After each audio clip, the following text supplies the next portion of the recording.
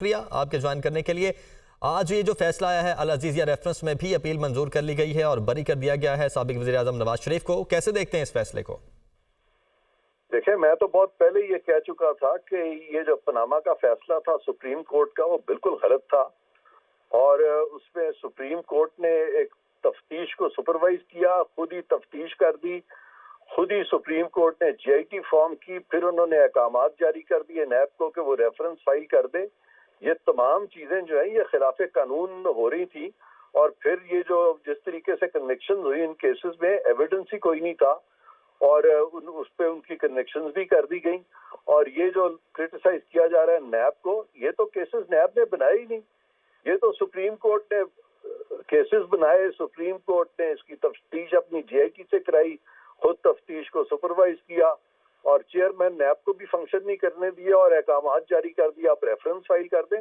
नैब की तो यहाँ क्या हैसियत है, मैं समझता हूँ कि पूरी गवर्नमेंट ऑफ पाकिस्तान जो है प्राइम मिनिस्टर को नाअहल करके पूरी हुकूमत सुप्रीम कोर्ट ने करा दी। तो ये तो एक बहुत बड़ा लम्हा फिक्री है हमारे आने वाली पार्लिमान के लिए कि यहाँ पे बहुत जरूरत है जुडिशल रिफॉर्म्स की, ताकि अदालतें जो है उनको इस हद तक तो आप नहीं लैटिट्यूड दे सकते कि वो गलत तरीके से हुकूमतों को गिराने शुरू कर दें और जो बड़े बड़े इदारे हैं उन पे इस तरह से अहकामात जारी करें कि कानून को फॉलो ही ना करें। तो ये तमाम चीजें जो है ये मुतकाजी हैं एक जुडिशल रिफॉर्म्स की आने वाले दिनों में, जो कि मैं समझता हूँ कि ऑन कार्ड्स है और जो कि बिल्कुल होंगे ये वाले रिफॉर्म्स, क्योंकि अगर आपने ये रिफॉर्म्स ना किए तो आपका मुल्क जो है आइंदा तरक्की करना तो दूर की बात है, वो चल भी नहीं सकता। आईनी तौर पर तो ये मुल्क चलने के काबिल भी नहीं रहा इस तरह की चीजों के बाद। प्राइम मिनिस्टर 3 दफा प्राइम मिनिस्टर के साथ अगर ये हो सकता है तो आप सोचिए आम आदमी का तो फिर कोई पुरसाने हाल नहीं है इस पाकिस्तान में। तो ये बहुत सीरियस चीज हुई है और जो कि अब खुल के सामने आ गई है कि ये तमाम फैसले जो थे ये गलत थे और मैं समझता हूँ कि इसका वाकई अब सदेबाप करना होगा कौम को। ठीक, इरफान कादिर साहब, चलें अब अगर हम मियां नवाज शरीफ की हद तक बात कर रहे हैं तो अब ये जितने भी फैसले आ चुके हैं, एवन फील्ड रेफरेंस का इससे पहले फैसला आ चुका है उसमें भी बरी हो चुके हैं, अब अल अजीज़िया रेफरेंस का फैसला आया उसमें भी बरी हो चुके हैं। इसके बाद अब उनका पॉलिटिकल जो करियर है वो कहाँ पर स्टैंड करता है? अब वो जो सियासी सरगर्मियाँ हैं, जो कैंपेन है, वो अब नॉर्मल अंदाज में कर सकेंगे? सवाल मियाँ साहब के पॉलिटिकल करियर का सिर्फ नहीं है, सवाल तो सारे पाकिस्तान का है कि पाकिस्तान में जब जो मर्जी चाहे जिस वक्त चाहे वो हुकूमत गिरा दे और वो वहां पे अपने मर्जी के लोग ले आए और फिर आइन को पामाल करके आइन को एक तरफ रख दिया जाए। यानी इस तरह की चीजें किसी जमहूरियत में हो कि जो लोग इलेक्ट होके आते हैं, अनइलेक्टेड लोग जब चाहे उनको निकाल देते हैं। तो ये तमाम चीजें जो है मैं समझता हूँ कि इनका हमें इन पे गौर करना होगा और इनका सदेबाप करना होगा। तो इरफान साहब, फिर ये तो अलमिया पुराना है, ये आज का तो अलमिया नहीं है, तो फिर अब इसका सदेबाप होना कैसे मुमकिन है आपकी नजर में? सदेबाप बड़ा क्लियर है, जुडिशल रिफॉर्म्स आए, अगली पार्लियामान जब आएगी इलेक्शंस के बाद उसको जुडिशल रिफॉर्म्स लाने होंगे, तश्कील नौ करनी होगी, आला अदालतों की भी और बाकी जो सेटअप है और इदारों की भी, वरना तो ये तो कोई भी फिर उस मुल्क पे जब चाहेगा चढ़ दौड़ेगा।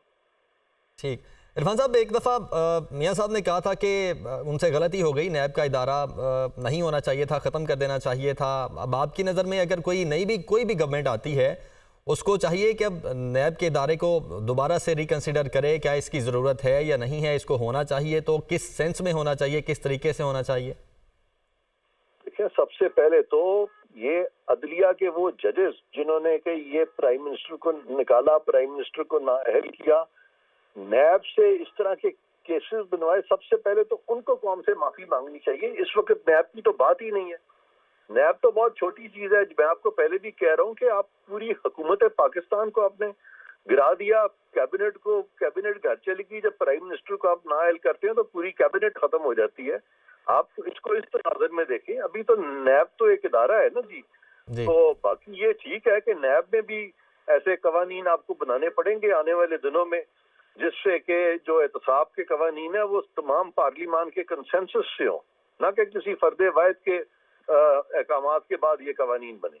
इरफान कादिर साहब, एक ले मैन के एंगल से थोड़ा सा अगर एनालाइज कर दें आप इस चीज़ को, कि एक ले मैन जिसको कुछ साल पहले ये बताया जाता है कि ये शख्स चोर है, इसने मुल्क का पैसा लूटा है, दौलत लूटी है और उसको निकाल दिया जाता है, कुछ सालों बाद वापस बता दिया जाता है कि नहीं जी अब इनके खिलाफ जो भी रेफरेंस बने थे वो बदनीयती पर मबनी थे या उनमें कुछ था नहीं, जान नहीं थी, और आज उन्हें बरी कर दिया जाता है।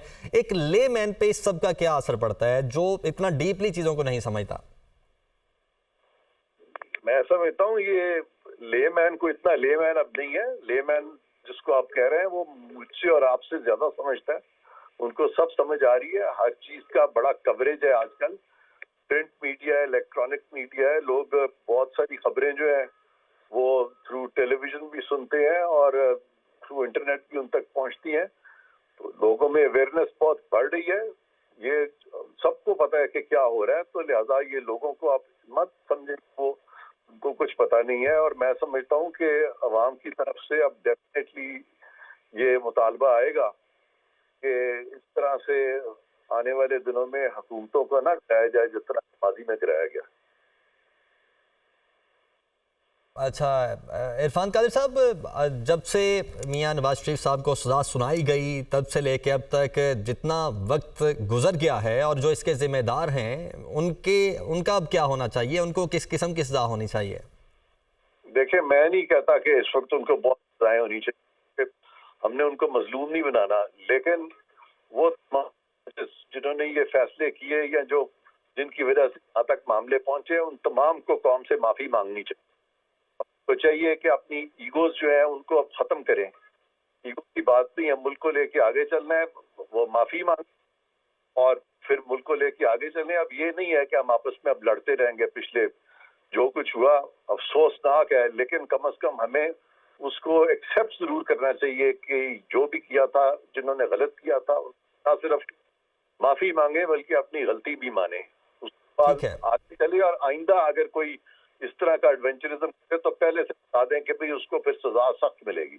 बिल्कुल ठीक है। इरफान कादिर साहब हमारे साथ मौजूद थे, बहुत शुक्रिया आपका। राजा आमिर अब्बास साहब ने भी हमें ज्वाइन किया था, आपका भी बहुत शुक्रिया। इस्लामाबाद हाई कोर्ट ने अल अज़ीज़िया स्टील मिल्स रेफरेंस में मुस्लिम लीग नून के कायद मियां मोहम्मद नवाज शरीफ को बरी कर दिया है। इस्लामाबाद हाई कोर्ट में अल अज़ीज़िया रेफरेंस में सजा के खिलाफ नवाज शरीफ की अपील पर समाअत हुई थी, जिसका फैसला सुनाया गया है। सीनियर तजियाकार मुजीबुर रहमान शामी साहब इस वक्त हमारे साथ मौजूद हैं। शामी साहब, बहुत शुक्रिया, आपने हमें ज्वाइन किया।